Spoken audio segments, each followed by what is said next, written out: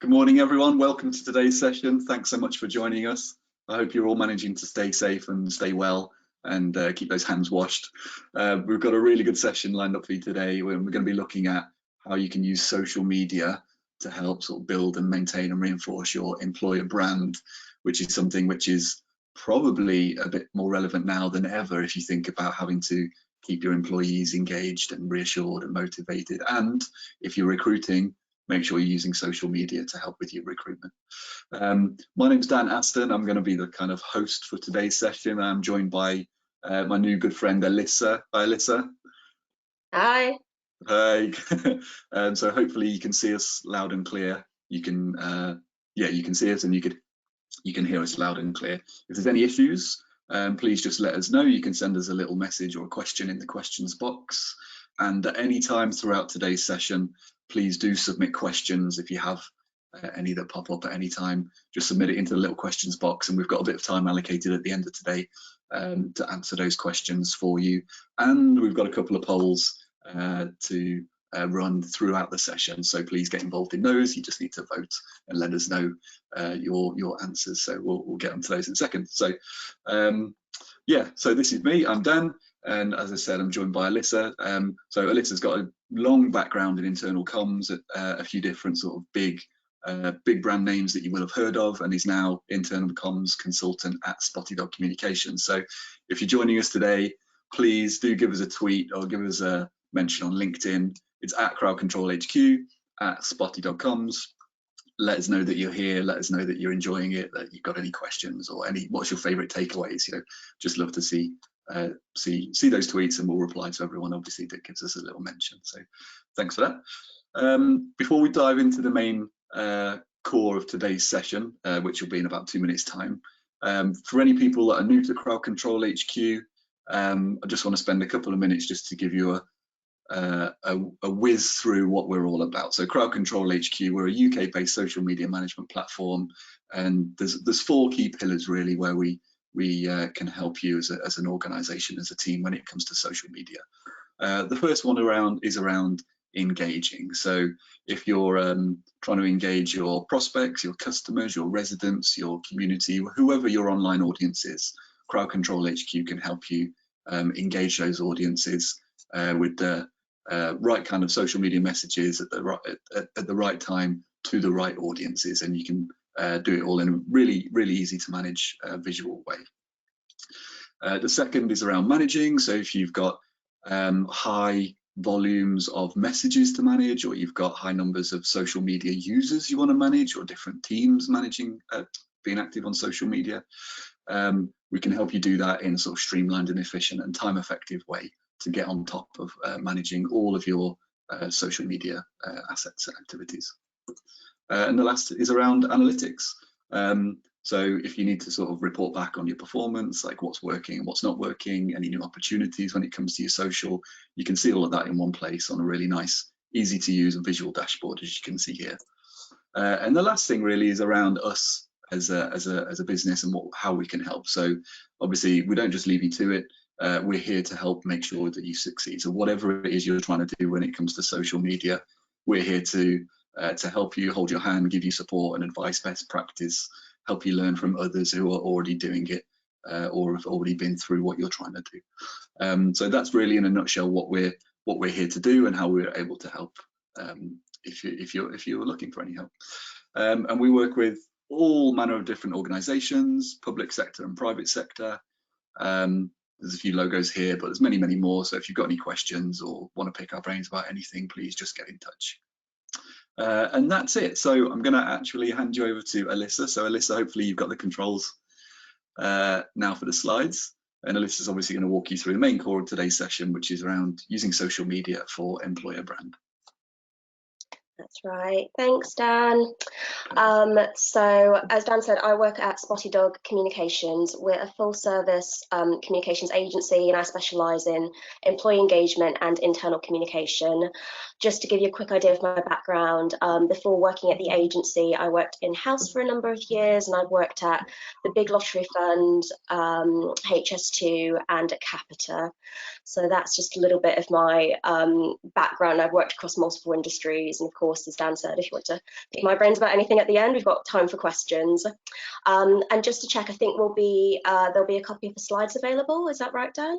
Yeah, so the full session's been recorded, and so that'll be available afterwards. Yeah, just so you know, in terms of making notes. So let me get started here.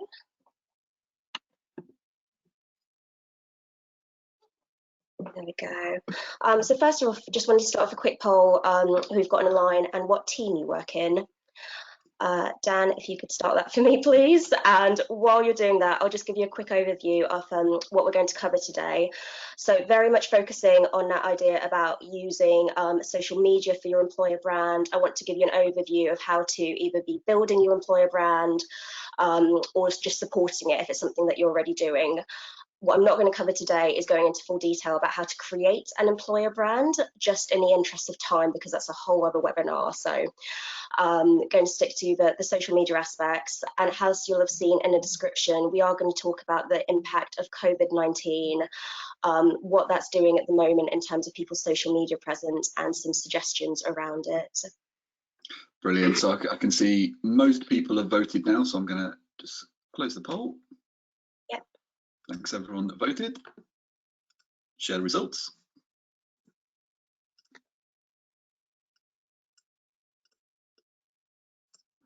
Can you see that, Alyssa? Yes, I can. That's great. Thank you. So split between marketing and PR, digital and social media teams, and a little bit of HR as well, and other. So that's great. It just gives me a bit of an idea of who's on the line today. Thank you. Okay.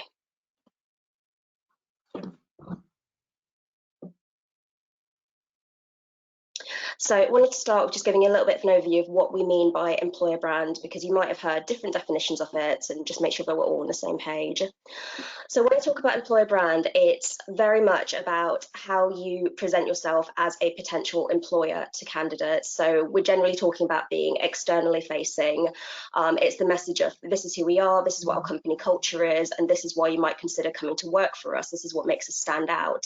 So it's very much about how you are being perceived, and of course it does link into your corporate brand as a general company. There is a difference between some of these other similar terms that you might have heard. So employer brand, very much about how you are being seen, how you are being perceived as an employer. Employee value proposition, something you may or may not know about or have established at your company. And this is about that two-way communication and exchange between you as an employer and your employees. So it's, if you do this, we will do this. So for instance, if you come and work for us, we expect you to be doing a lot of continuous professional development. We expect you to be doing a lot of learning and development. In exchange for that, we've got really clear team structures in place, and we will give you the opportunity to have promotions and progress in your career with us. So it's something that I would say is more of a tool and sits underneath employer brand. It's a way that you can do that, and a way that you can establish your content and your messaging. The other similar term is employee brand, and this is about how your employees represent your business. So this is outward facing again, and this is this concept that in the world of modern internet, your company doesn't just have one voice, it potentially has as many voices as you have employees, because they've all got their own social media channels and they're talking about you. So it's the importance of having them as advocates for your business, about having them as champions, and thinking about the kind of language that they're using and whether it ties in. So again, employee value proposition is a tool that would sit underneath this, because it's about giving people that kind of language and helping them appreciate the benefits and why you're such a great company to work for. So why is it important to think about your social media strategy when you're thinking about your employer brand? So got plenty of statistics there for you, and I'm sure you can find plenty of your own if you went on the internet as well. But it's very much about nowadays, or even job seekers have consumer behavior. We like to shop around before we make any sort of decisions. You know, people go on TripAdvisor before they book a holiday. People go on your LinkedIn and your Glassdoor accounts before they will apply for a job with you. If you've got a good employer brand and you are using social media well, the stats that show from LinkedIn that it reduces your hiring costs, it makes it more likely that you're going to attract the right talent, and that they're actually going to make the job application with you and not drop out of the process. It's thinking about 5 billion mobile internet users predicted by 2025. This is where everyone is. They're on these social media channels already, these people you're trying to talk to. So why wouldn't you make the most of these channels and go on there as well and spread your key messages? And the third one, I put a bit of an asterisk on here about this unemployment rate, because there is a skill shortage in the UK at the moment. A lot of employers have talked about it, especially outside of London. It's a really competitive market for certain skills. So again, it makes it really important to attract the right sort of people to you. But obviously with the situation of coronavirus, this has completely changed at the moment. We're not completely sure what it's going to look like coming back into it. And we'll talk a bit more about that at the moment. But again, having a good employer brand just makes you competitive, makes you stand out as a potential employer. It's an opportunity to take control of your reputation. Whether you've actively thought about this or not, you will have an employer brand just because you have an online presence. Even if you don't have a particularly strong online presence, that sends a message to potential candidates. They might be thinking that you're not that modern a company potentially, you don't use social media that much. They might be thinking that you're quite exclusive, a bit of a select private club, and you don't want to talk to people too much. And there might be certain people that appeals to, but is that actually true? Is that authentically who you are as a business? Is that the kind of message that you're trying to send? So absolutely makes sense to get out there and get control of your channels and be putting out the messages that you actually want to.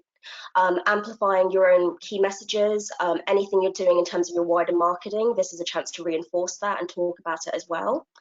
You can reach a range of different stakeholders or different clients depending on what your business is. Again, they might be looking at these channels and talking about your employees or sending messages to potential employees. Just a great bit of content. It's really simple and it's a safe bet to be doing.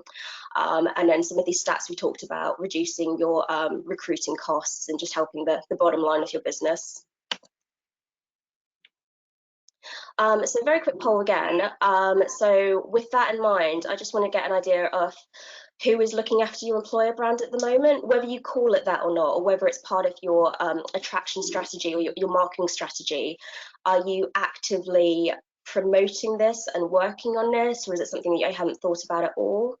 Just to get an idea of what different people are doing. So I can see the votes coming in now. Thanks, everyone. I'm just going to leave it up there for another 5 or 10 seconds or something like that. Interesting split again. That's almost everyone, so I'm going to close it now. Share results. There we go. Okay, interesting. So a lot of you are talking about HR and recruitment would be responsible for employer brand, which completely makes sense. So I'd be really interested, because quite a few of you working with digital and social media teams, how much you're involved in that, because obviously your expertise is going to be massively helpful for that. And we'll talk again in a second about how the different teams work together and how you can all be helping each other. So thank you for that.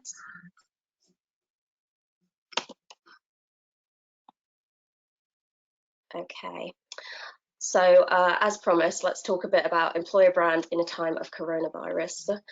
So as you all know, it's a bit of a tricky situation at the moment. A lot of you might be on furlough, so it might be that no one's actually actively managing your social media channels at the moment at all. And a lot of people have a bit of hesitation at the moment about what they post, and you know, you're right to be cautious, because you just don't know what's happening even within a population of your employees. They might have loved ones who are sick, they might be suffering financially, they might not be in a particularly good space. Of course, you need to be really sensitive with your messaging at the moment. That said, a lot of people have been asking, you know, should we be posting at all? Especially a lot of companies have got a recruitment freeze on, so saying, well, if we're not recruiting anyone, then let's just leave our channels. And I say to them, it depends what you're actually doing as a business and what ties in authentically. So if you're a company who's very much about your line managers leading from the front, and you always have that kind of top-down messaging within the business, you can have those on your channels as well. So you don't have to be actively saying, we're a great company to come work for. In fact, I suggest you're not saying that at the moment if you're not recruiting, but have some think pieces, have some interviews with the leaders from your business and put them present. If that's what you normally do as a company, then this is still an opportunity to do that. And they don't have to be talking about the company particularly. If you're connected to global markets or something like that, it can be a think piece, just what's happening generally in the wider industry or general trends. Something that's been really helpful, I know companies who are doing summaries of the daily Parliament briefings, because not everyone is able to tune in at that time and find out, but they're still interested, or they might not have time to watch the whole thing or understand it. So you could be doing that, and again, just tying in with what's happening and trying to help your employees. I saw a really good message the other day, a company whose brand is all about being really competitive in the industry, and they were comparing themselves to an F1 team and being racers, and they said this is a pit stop, and their team is on furlough, and they said it's a time to refresh yourself, re-energize yourself, we'll be back on track, we're just making some adjustments. And I thought that was really nice as a metaphor. So you can absolutely still be posting, it just doesn't have to be about jobs particularly, it's about the wider industry, as you say. I think if you really can't post at the moment, then it's also okay to press pause. If you want to put maybe a holding message of some sort on your channel, and again, be honest, if the current situation, we're winding down our comms channels, you can still get in touch with us at XYZ if that's right, or we'll give you an update as soon as possible. That's absolutely fine as well. And this is also a good time to be planning ahead and kind of gathering good news stories if you have them. So example of that is one of my clients, who we'll talk about a bit more in a bit, is Mitchells and Butlers, the pub and hospitality chain. And their guys have been doing some great stuff about going out and volunteering and also donating meals to the NHS. And they've shared great pictures of themselves and sort of their internal Facebook channels. And we've said, okay, we're not going to actively be posting about these things at the moment, but let's make a note of all these stories, because once we're going again, this is the kind of stuff that we want to share. It's really authentic. It represents our employer brand, because this is, genuinely, we haven't told these people to go out and do it. They're doing it off their own back, and that's why we're great as an employer. So harvest those stories, and you'll have lots of great content for when you come back into it. But again, just don't feel any particular pressure to be posting at the moment. And the last thing I'll say on this is, I don't know if any of you have seen the Edelman Trust Barometer, but over the last few years, it's really shown that with lots of fake news and unreliable news sources, employers are really seen as a trustworthy news source at the moment, and people trust you. So I think there's a bit of a responsibility there in terms of posting the right sort of information and offering certainty, offering reassurance. So don't feel obliged to post just so you're talking, if it's talking about things that you're not sure about and things that might change quickly. If you are posting things and they do change, that's absolutely fine. It can be flexible and it can be moving, and you post the new information as it comes through. But being able to offer that certainty, only talking about things that you're definitely sure are happening. So, for instance, the parliamentary briefings, this is fact, this is the latest news. Your employees will really appreciate that, and that will keep them on your channels. And again, potential employees who haven't applied for a job with you yet, maybe they're following you, maybe they're interested, they will really like to see that. So that's an opportunity at the moment to be reinforcing your employer brand. Okay, so going back to the general overview, we're going to talk about creating a social media strategy for employer brand. So if you're looking into this, the same as creating any other sort of plan, it really helps if you set out your strategy and if you know what it is you're actually trying to achieve. So when we're creating this for clients, this is what we outline. So first of all, looking at your business objectives, and this is tying into the wider company strategy and how you're going to help the company by doing this. Generally, it tends to relate back to profits and the company bottom line that we've talked about. So is this going to help our recruitment, finding the right talent? Is this going to help our recruitment costs? That's what people are interested in. Your communication objectives is how the actual messages are going to perform. So what sort of reach are you looking for? And this is where you do some competitor research, look at other similar companies and what they're doing and what you might get. Is your aim for this to get a lot of engagement? Do you want people to be sharing your posts? Is it that you want to have content that works internally and externally, and you want to have your employees being ambassadors and them engaging with the content and sharing? And that will shape the type of channels that you use and type of content that you use. Obviously think about your budget, obviously think about your stakeholders and people who need to be kept in the loop of what you're doing. Second stage, drilling down into a little bit more detail around it. So just start thinking about what sort of content you have and therefore what sort of channels you might want to use. If you're a company who's out and about and does interesting things and you can get lots of photography, then great.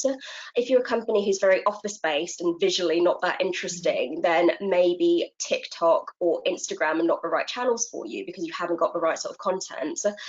There's no point making more work for yourself if you don't need to. Try and choose the channels that fit in with your actual your identity as a business. So if you're a company who, let's say, manufactures new products and you're at the cutting edge and that's what you want to be known for, then you might want to think about thought leadership pieces. That lends itself more to articles or to video interviews, vlogs. So what sort of channels would work best for that? Do you want to set up dedicated career channels? Bigger companies who do a lot of recruitment often tend to do this, so it's really clear why people should follow that channel, what sort of content they're going to get, and it just stops your main channels from being overly polluted with too many messages about the employment if there's a different audience you want to be speaking to on there. So it might be worth having the two sets of channels. Think about how you're going to link with existing social media strategy. Are you going to manage it in-house, or do you want to get an agency? What social media management tool are you going to be using? What are you going to be using for reporting? If you're not sure where to start, I'd suggest crowd control could give you a bit of a prompt on that, worth mentioning. And then the next step is thinking a bit more detail about the actual content. So how is it that you want to position yourself? Is it quite simply that you're a nice place to work and these are some of the things that your team does? Or is it what we were talking about, that kind of, we're a leading company, we do really exciting things, here's a bit more about that, here's a wider view onto the industry. Think about the mechanism where you're going to get the stories. Again, if you think you're going to struggle to get enough content, don't make it harder than it needs to be. Can you use your intranet as a place to source stories? Can you have some sort of hunt group? We do that, where we share just interesting industry trends. The more you think about this when you're setting up, the easier it will be down the line, because you can get into a bit of a rhythm of where you find these stories. We always set up a content calendar for our clients. So again, we know what we're posting, and we'll usually tie that in with their other editorial calendars if they have one. So if, for instance, you're a company who does a lot of recruitment around A-level results day, you get apprentices in or young graduates in, then think about those dates. And if you're talking about it on your other channels, talk about it here as well. You can have that consistency. Social media policies is important, because if you do think one of your objectives to get your employees involved, are they actually able to? If you're a company who doesn't allow phones during the working day, or if you've got social media channels blocked, then just thinking about practically, how are they actually going to do that? It might be you can include in your messaging specifically, have a look at your lunch break, or have a read of his latest great article on the weekend, would love to hear your thoughts. But just being realistic that actually it might be difficult, and maybe that's not the best objective for you if it doesn't fit in with the rest of your policies, and you should just be externally facing. And then finally, this is another term which is similar again, we didn't talk about, but employer branding is talking about the look and feel. So just making sure you're consistent in terms of, logo, the color palettes that you're using, style of photography, and tone of voice shouldn't be too different here as well. As I mentioned, collaborating with your colleagues, and this is just thinking about the candidate journey and having consistency. So this little chap here is my confused candidate, just as a visual aid for you. And it's just thinking about all these different channels you have, are they saying the same thing? And again, remember, your objective is generally to get the right talent in, get them interested in a job, get them applying, and all the way through the recruitment process. So if what you're talking about as your employer brand on your social channels is really different from your marketing and what you talk about elsewhere, that's not going to make them think that you're authentic as a company. If when you're doing the onboarding process, if you say that you're someone who's really into, people connections and you're people first, but they never get a personal message all the way through the recruitment process, they maybe do an application and they never hear back, or they get a job offer and then they don't hear from you for 6 weeks, that's when candidates are likely to drop out. So you need to be thinking about tying in with the other teams. Hiring managers, again, if they're speaking directly to the candidates, make sure they're looped in, make sure your messaging is on the same page. Worth having a bit of an actual session, I'd say, and sharing with them a bit of your strategy, what you're trying to achieve. Your sales teams, if they're speaking to your clients and they're very active in your social channels, again, are they tying in? And actually, are you making the most of their personal channels? Because they tend to be people who've got a big network. So are you asking them to share your messages, or are you getting good news stories from them? And this can be a two-way channel of communication there. So we do tend to have meetings where we try and tie in as many of these people as possible, and it only has to be twice a year, maybe, tying in the rest of your marketing strategy. But I would strongly recommend you have a conversation with some of these other teams as well, because it'll be really helpful. Thinking about what channels you should use. So again, what sector are you in and where is your audience? If you're someone who works with a lot of frontline staff, people like chefs or drivers, they don't tend to be as active on LinkedIn, but they will tend to be on Facebook. If they're younger people, then they might be more active in channels like Instagram. Again, doing a little bit of market research, trying to gather which channels are worth investing your time and your money into. One of the ways to do that is thinking about what your existing employees use. There should be a good indicator. And then how much time have you actually got? It's much better to do one channel really well than to try and spread yourself thin against lots of different channels. So just thinking about that realistically, and then again about your goals. I'm not going to go into masses of detail about each different channel because again I could talk for hours on this, but just worth noting here that each of them have got their pros and cons, and these are some of the main channels that you might want to be thinking about. It's important that when you're doing your strategy, you try not to lift and shift content across. You know, what a post that works well on LinkedIn isn't necessarily going to work well on Twitter, and it's so much better if you can actually tailor your content for it.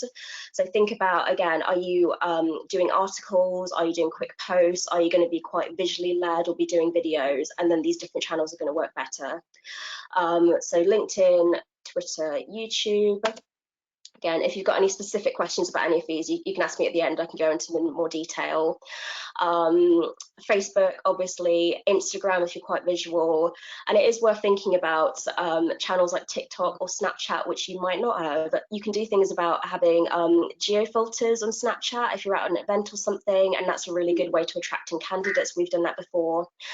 TikTok, if you have got people, again, especially your leaders, who want to be very visible in a company, this is just a nice, easy way to do that. And you can show a lot of personality in TikTok if you are an employer who is quite fun and is quite interesting, and you're happy to be doing that sort of content. It's a really good channel for it. So worth thinking about some of these non-traditional channels. Sometimes they might actually work really well for you. So building an authentic voice, really important in terms of, again, this candidate journey. You don't want to be talking about something and promising them, you know, the world as they're applying to you, and then they get in and start working and you find out actually it's not true, it's not the way we work. In terms of your budget, again, people who make it past the first 6 months of employment are much more likely to stay. So that's when it's really important. So if they come in and they're finding it's not authentic, they'll drop out, and then you lose your training costs, you lose your recruitment costs, and so on. So again, don't talk about things for the sake of it. Be authentic with the company. So sharing the same messages inside and out. Nothing is internal nowadays. If people are talking about things on your intranet, there's always a risk that it might leak. Always be aware of that. So don't be saying different things to people. Having consistency in your tone of voice. Crowdsourcing. This is just a really good idea in terms of mechanism and where to find those stories. So ask your employees if you've got an employee forum or something like that. Get them on board, get them being your champions, get them sending in stories. If it's come from people who actually work for you, then that's a good way to guarantee that it is authentic stories. It's not all good news. Not everything has to have, you know, a positive spin on it, and you can be realistic about things that are happening. I've got a couple of case studies we'll go into at the end where I can give you a couple of examples about it, but obviously the current situation again of coronavirus is a really good example. Everything's not business as normal. It is unprecedented times. Normally I say obviously be a bit original if you're employer branding an original voice in, but at the moment it's absolutely fine to use the same language as everyone else because that's safe messaging and it's okay to talk about it. And being brave. If you are a company who can share these authentic stories, think about things like doing Instagram takeovers is something that we've done, and that's as authentic as you can get if your employees are actually talking themselves. That really resonates, and that kind of content always does really well. I know some companies are more risk averse and some senior managers won't like it, but if you can do it, it generally tends to pay off. So have a think about having a bit of experiment with it if you can. And being aware of some of the pitfalls, because there always are some. So things I warn you against are humble brags. Companies, this is tricky to avoid sometimes, to be honest, because you want to share these stories, but good example is when a company's won an award. and they tend to be very modest about it. And oh, you know, we're so pleased to announce that we've done this. You know, we are the best performer in the industry, and there's certain ways to get that message across where it's more congratulatory and talking about your employees and talking about how great you are.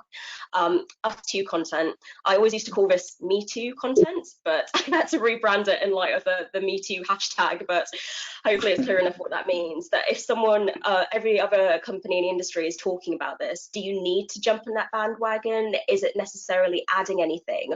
What can you do that's original and adds more value? So don't just talk about the same things everyone else is doing.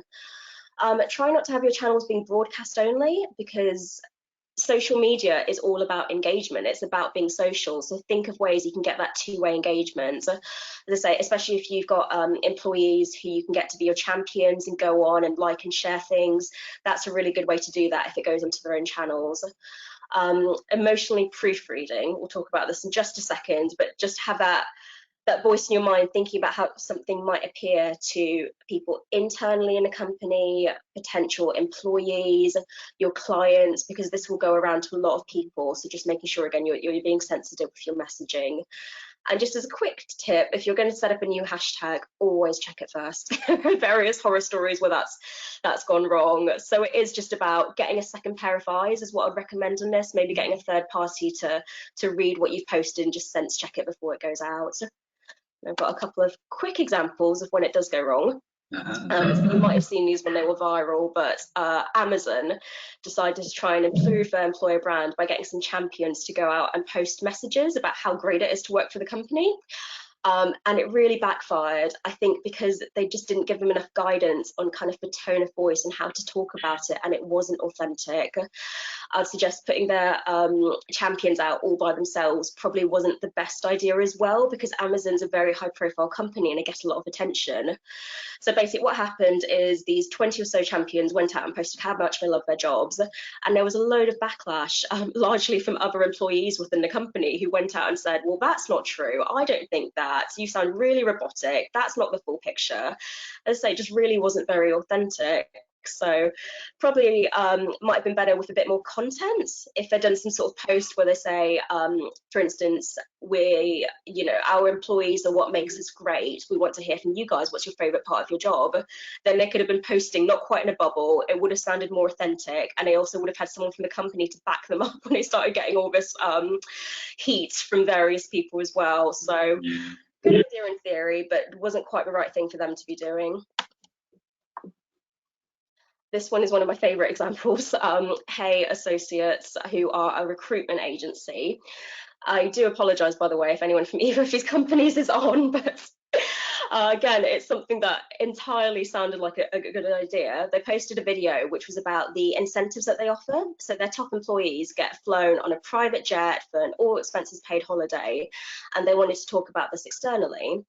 Sounds like a good idea, but unfortunately the execution was not great. They did a slightly cringy video that was just really high production value. There was slow motion walks in it.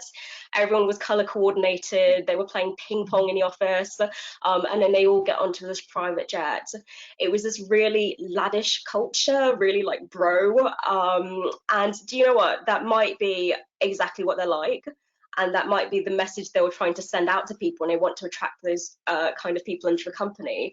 But of course, it landed really badly. If you look at the first picture, it's all men. The immediate message it sends is that only men can be the top performers. And I'd suggest what they were missing here was having a bit of diversity in their marketing team. As I say, if you're going to go out with a big campaign, and I'm sure I would have spent a lot of money onto this, sense check it, get some different people to look at it, get someone external to look at it as well, and just see how it lands with different people, because they got absolutely slammed online. I think they pulled the video very quickly, unfortunately. So again, save yourself the time and money, and just do a bit of sense checking before you start. I remember seeing that when it first kind of started going viral, and it's a bit a bit shocking, if you know what I mean. Yeah, and I think I get to laugh at it a bit as well, because I did used to work in recruitment for myself, so I know exactly what the industry's like, and I can imagine the train of thought that went behind doing that. But yeah, it might have worked in the 80s, but it just doesn't work nowadays, having that kind of messaging. So measurement, again, I'm not going to go into lots of detail on this, but please ask me questions if there's anything specific you want to know. What I'm just sharing here is the kind of things that we tend to measure. So if you're thinking about your employer brand in terms of social media, it's the social media performance that you're going to be measuring. So the communications impact is what we talked about in terms of your objectives. It's the reach, it's the engagement, if that's what you're trying to achieve. It's the web traffic. So you can set things up so your links attract back. So if you're trying to get people to specifically apply for a role, for instance, is your social media actually helping with that? Are people going onto your website? Are they completing applications? Or are they browsing a specific page in your website that you want them to? So where are you trying to drive them?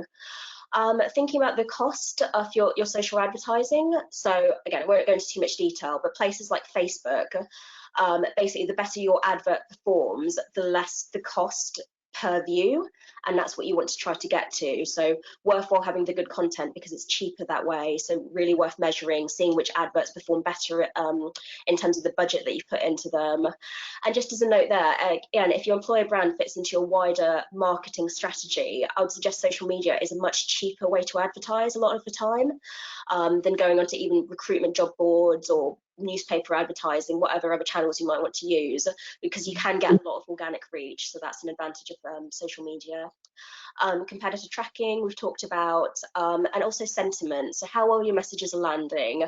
Look out for anything that hasn't landed quite as well, and obviously take the lessons learned from that. But also, why are people following you? Is it just that you have got a sense of humor and you do some really funny tweets and people like it? That's great, but that's more of your corporate brand, I would suggest. Whereas what you're trying to do here is potential employees or your existing employees. So are those the kind of people who are talking to you, and is that the kind of messaging that they're sharing there? Your website goal completions, again, what it is that you're actually trying to achieve from people looking at your posts, from people going onto your website. The awareness and the sentiment we've talked about again. So how is this tying into how you're perceived as a business more generally? How is it tying into your employee value proposition? Are those messages getting across?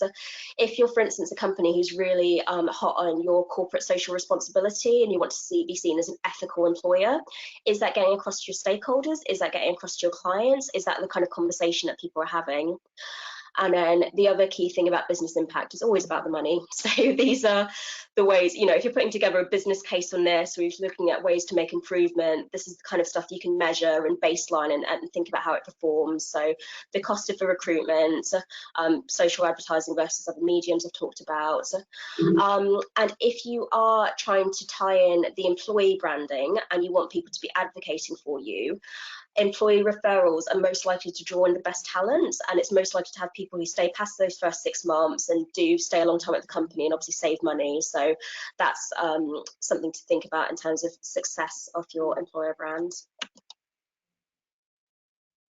Okay, so this is the last section we're moving on to here, and I've just got a couple of case studies for you. So I'm going to talk about 2 of our clients because obviously I can understand what it is that they're trying to achieve and a little bit of the inside story around it. So the first one is Mitchells and Butlers. As I mentioned before, big pub and hospitality chain. Oh, I'll just go back. So Miller and Carter, Harvester, Toby Carvery, they own a lot of different brands, at least one of which you'll probably have heard of. So their employer brand is very people-led. They really try and go for this authentic messaging and having the same inside and outside, and they have got an employee value proposition. They call it their people promise, and they developed it a couple of years ago, and it just underpins all of the messaging that they do. So that's true internally, sort of what they talk about on their intranet, and it's true in terms of what they talk about for their investors. They put it in their annual report, and it's also true in their social media. So it goes across all of the channels and they're really strong what they want to talk about. And I won't go into all of it, but it's things like, job satisfaction and lifestyle. They're always talking about that. So you come in and, it's really long hours working as a chef or a bartender potentially, but there's also lots of flexibility. If you want to go out in the middle of the day and get your hair cut because you're doing an evening shift, you can do that. So little messages like that will appeal to people because they're authentic, they're direct, work really well. Good news stories, so I mentioned we've got this hunt group for them, and things like Toby Carberry going out and giving a load of meals to the NHS. We get that story, we're going to talk about it on their social media channels, we're going to talk about it internally on their intranet. You know, these people might be nominated for one of their employee awards, we're going to make the line managers aware of it. So it's about having that consistency across everywhere. And also they do have the advantage because they're a really big employer. They've got, you know, 44,000 employees, so lots of them follow their channels and they do get really good engagement that way. So they've got their advocates. Just a couple of examples of posts, and I appreciate this is a bit small, you might not be able to read them very well, but this first one with the chef there, it says, "Just do it, it's honestly worth it, it's only a couple of days a month," says Eleanor, who's a chef apprentice. And I love that message because it's just so simple, and it, you know, it's not particularly polished. That's the way chef apprentices talk. These are the kind of people they want to reach out to. So why would you have a long paragraph, or why would you write a long article? Because to be honest, chef apprentices don't tend to be the wordiest people. So take a direct quote, why not? That's really authentic and that works really well for the people we're trying to reach. The example in the middle is a shop from Browns, and that's just to show you they try not to be too polished, especially on their Instagram account. This is with the type of pictures they show. They crowdsource, so someone has genuinely gone out, taken it on their iPhone and sent it in. The quality does tend to vary. This is definitely one of the bigger pictures, so you have to be a bit selective, but it's so nice to have that authenticity, and it really shows in terms of types of images. And the one on the right just says, "Big thank you to all our teams who've worked through the night to make sure our guests have a great start to the new year." So that's linking back to their EVP again. So as you mentioned, you work long hours, and actually you're probably not going to have your own New Year's Eve because you're going to be working, but we're going to say thank you to you. We appreciate you. You know, we give you rewards, and that's genuinely the way they talk to their employees internally. So that's the way they talk to potential employees externally. And the last one here is BNP Paribas Personal Finance, who are part of BNP, which is a big global bank, and we work with their UK arm. So they're a nice example because they're very distinct in their messaging. What they like to talk about is their corporate social responsibility and diversity and inclusion. It's something that they do well as a business. It's something that they're always trying to build on and do better as a business. So they're always talking about it. So they talk about it on their external channels as well for that content. So they'll show little snapshots of working life, but always link it back to that. So they've got two offices, one over in Belfast and one in Solihull. And in Solihull, they really reach out to the local organisation. The charity that they choose to sponsor is based in the Midlands. So when they're posting on social media, they mention and they reach out to these people, and that's because they genuinely want to have a relationship with companies who are nearby them. They want to help, and that's part of their social responsibility. And you can imagine as an employee potentially applying as a candidate, why that would be appealing and why that's nice to hear. And if you're someone who's locally based and you can see there's a local business helping other local businesses, that messaging just works really well. And just as a note, they do a lot of branded graphics, so they've really thought about their employee branding and they tie it in. So if you look on their website, if you look on their social media, there's that consistency in what they're talking about. So again, just a couple of examples, and this is quite a nice one, this first one. I'll read it out again if you can't read it. "We know life's not as it was as we all adapt to the current coronavirus situation. Our commitment to helping charities in our local communities continues. So please get in touch with any ideas and remote volunteering opportunities for our colleagues to help by giving their time." So that just ticks all of the boxes for them. So it's tying in again with that corporate social responsibility and that they're still trying to help out.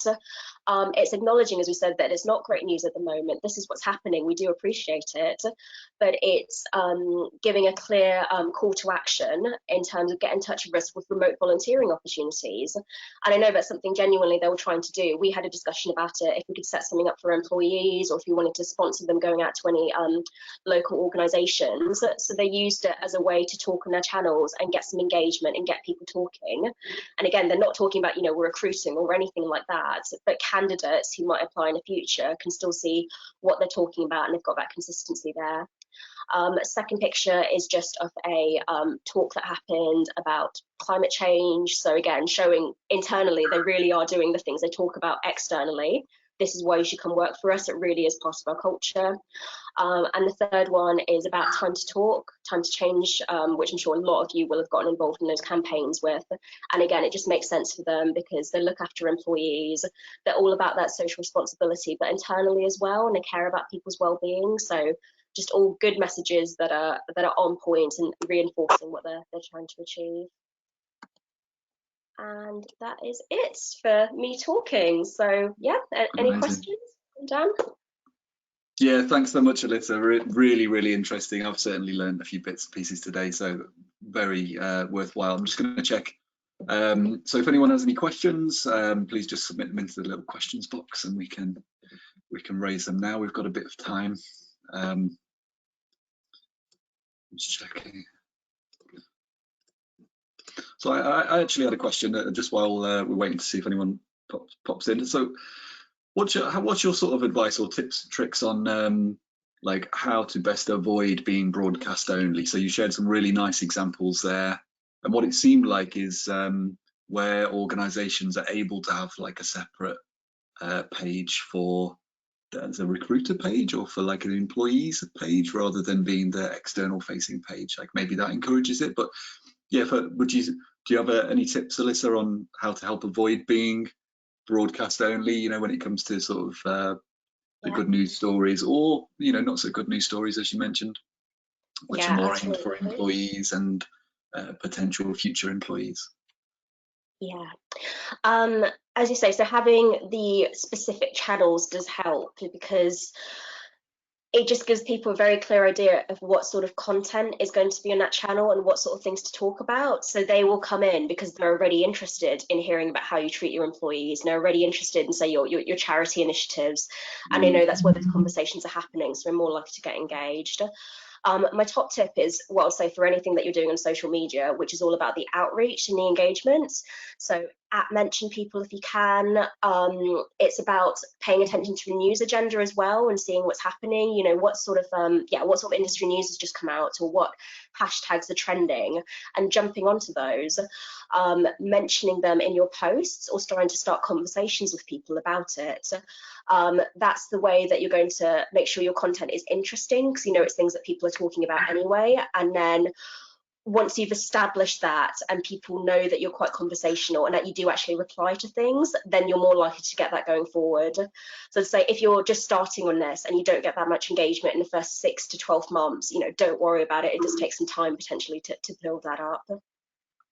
Yeah, that makes sense. People need to see that they will get a response, or they'll get some engagement and things like that, which would naturally take time. Yeah, that does make sense. So the second question, yeah, how can you get started crowdsourcing some of the content? So you talked about, like, you know, not trying to, I guess not put it all on yourself, and actually like try to get some of the images, for example, in the examples that you showed. How can you try and get your hands on those? You know, if you're the person who's trying to take on or is responsible for employer brand, trying to find those good news stories, you know, to post now or to post later. How do you get started on that? So I'd say there's two strands to that, and depends on your organisation and the setup. So first of all, as I said, if you do have some sort of employee forum or employee champions who exist already, or just people that you know quite well within the organisation, I always call them my friendlies. If you've got a team of friendlies, you know, outreach to those people and let them know what you're trying to do. You know, it's really nice to share with them for their own learning as well. So tell them what an employer brand is, tell them what you're trying to achieve, and they tend to be a good source of posting stories in.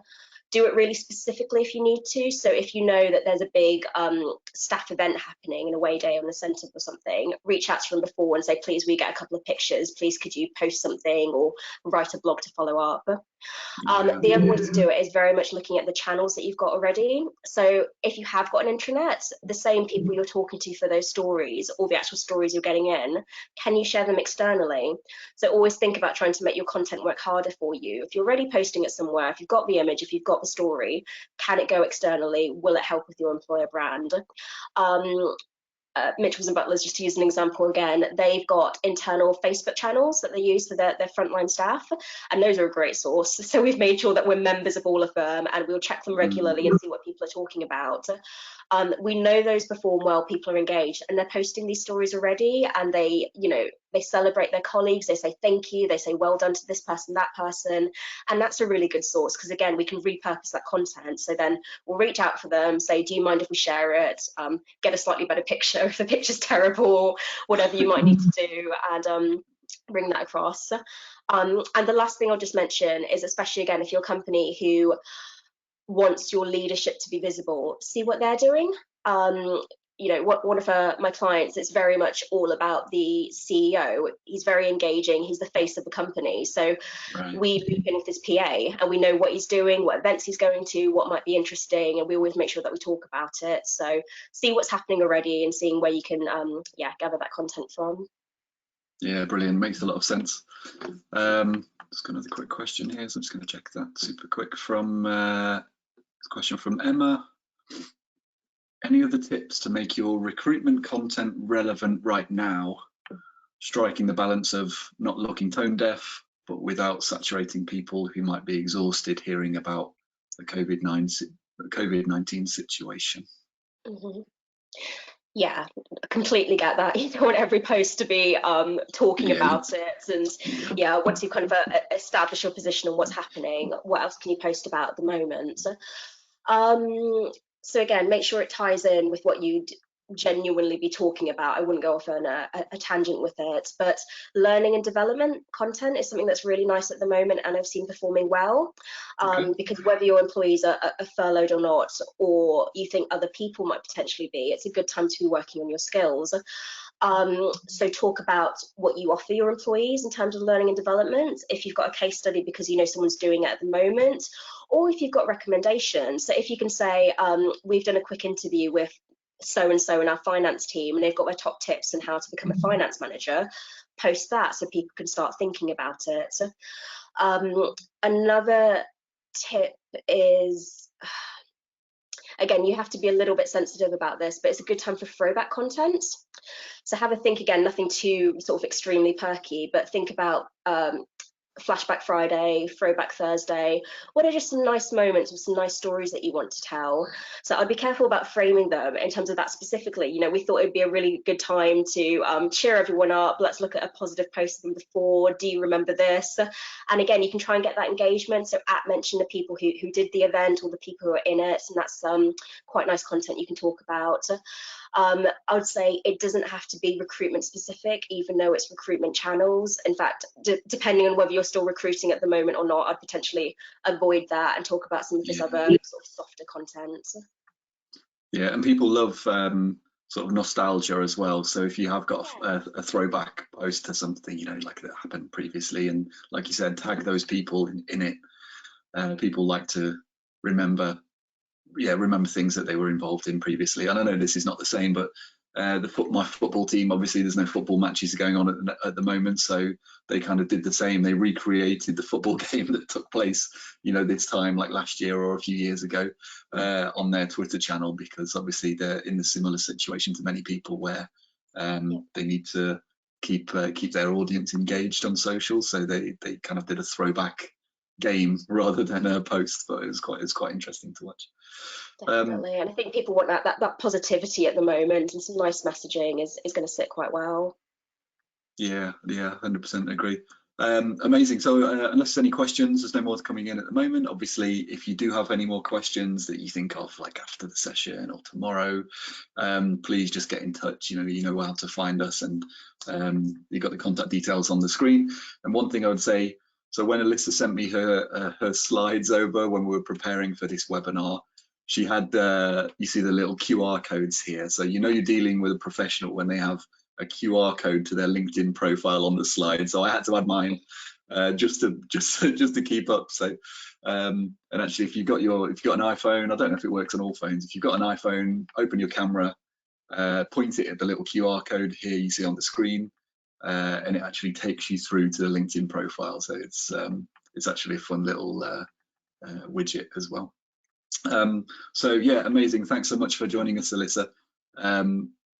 Really appreciated it, and I think there's a lot of tips and tricks and sort of insights that you shared with us today, so thanks for that. That's all right. Thanks, everyone. Yeah, Good thanks luck. for joining. Thanks everyone who's on the line. Thanks for joining. Hope to see you again on another webinar. Enjoy the rest of the day, and take care.